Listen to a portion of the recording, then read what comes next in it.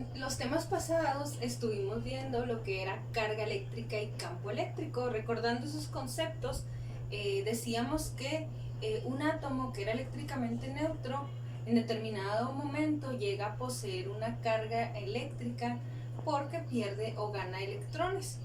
De acuerdo a la carga eléctrica que se tiene, el campo que rodea a esa carga pues se comporta de cierta manera, ¿verdad? Decíamos que en el tema de campo eléctrico se nos explicaba que cuando una carga tiene signo positivo, sus líneas de fuerza salen de ella, ¿verdad? En lo que es el campo, que son líneas imaginarias, ¿verdad? Pero que ya las estuvimos dibujando para poder imaginarnos, ¿verdad?, cómo es que se comporta. También pues en lo que son las cargas negativas estuvimos viendo que las líneas de fuerza electrostática entran hacia ella y es la manera en cómo se están comportando y es lo que origina lo que es la repulsión o la atracción entre las cargas eléctricas. Eso se estuvo explicando teóricamente, ¿verdad?, en ocasiones pasadas, en los temas pasados. Luego se vio lo que era la ley de Coulomb, donde estuvimos calculando lo que era la fuerza de atracción o de repulsión entre las cargas y fue lo que se estuvo practicando, ¿verdad?, con dos o más cargas. En esta ocasión tenemos el tema de intensidad de campo eléctrico, que lo vamos a simbolizar con la letra I mayúscula, C minúscula, ¿sí? Intensidad de campo. Y por ahí en la página 53 de nuestro cuadernillo tenemos pues el desglose de este tema con pues un poquito de teoría y las ecuaciones que vamos a estar usando. Yo se las resumo aquí en el siguiente cuadro, ¿verdad? Donde pues tenemos que, primero que nada, la definición de lo que es la intensidad de campo eléctrico nos dice que es la magnitud que mide la alteración en un punto determinado en una carga eléctrica.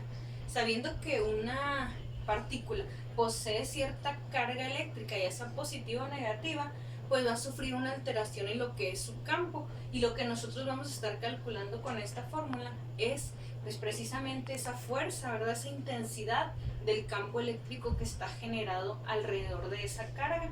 Entonces pues lo podemos calcular con dos fórmulas, ¿verdad? Aquí tenemos estas dos. La primera, que es la fórmula más sencilla, es aquella que nos dice intensidad de campo eléctrico es igual a la fuerza que hay, ¿verdad?, en esa carga eléctrica sobre el valor de la carga. Esto se calcula por carga eléctrica. A cada carga se le puede calcular su intensidad de campo, porque pues volviendo otra vez a lo que ya dijimos, es la fuerza sí que hay alrededor de ella, ¿verdad? Pero pues como en los problemas en ocasiones no tenemos los datos, ¿verdad?, así tal y cual como los necesitamos, pudiéramos llegar a tener otros. Entonces hay otra fórmula alternativa, que es esta segunda fórmula. ¿Cómo se obtiene esa fórmula? Si recordamos en la ley de Coulomb, que usábamos esta fórmula que dice fuerza igual a la constante por la carga 1 por la carga 2 entre la distancia que la separa al cuadrado. Esa fórmula de ley de Coulomb viene a sustituirse dentro de esta primera fórmula de intensidad. ¿Qué es lo que hicimos? La fuerza la sustituimos por la forma de calcularse, ¿verdad?, con la ley de Coulomb. Y si ponemos todo esto aquí en la F, nos va a originar, ya con cancelación de variables que se repiten, nos va a originar a esta otra fórmula. Entonces esta segunda fórmula nos dice que la podemos calcular multiplicando la constante, que ya sabíamos que era dependiendo del sistema de unidades que utilizáramos, por ahí ya tenemos los valores, multiplicado por la carga a la cual estamos calculando su intensidad de campo, entre la distancia al cuadrado, que es la distancia a la que está separada de otra carga. Entonces tenemos dos alternativas.